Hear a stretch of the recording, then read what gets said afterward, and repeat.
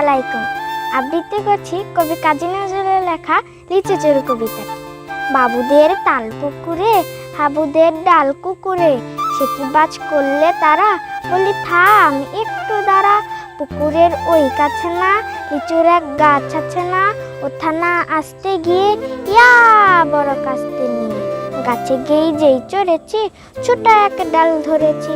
ও বাবা মরাত করে পড়েছি সরাত জোরে, পড়বি পর মালির ঘাড়ে, সে ছিল গাছের আরে। বেটা ভাই বড় নাচ্ছার ধুমাধুম গোটা দুচ্ছার, দিলে খুব কিলো ঘুষি একদম দস্যে টুসি।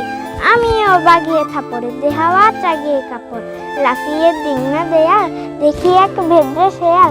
আরে ধ্যাত শেয়াল কোথায়, ভোলাটা দাঁড়িয়ে হোটায়, দেখে যে আটকে ওঠা কুকুরও চললে ছোটা।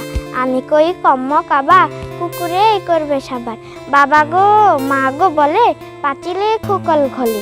ঢুকিল বজ্ধের ঘরে যেন প্রাণ আসলো ধরে, যাবো ফের কানমলি ভাই চুরিতে আরে যদি যাই, তবে মন না আমি মিছা কুকুরের চামড়া খিচা।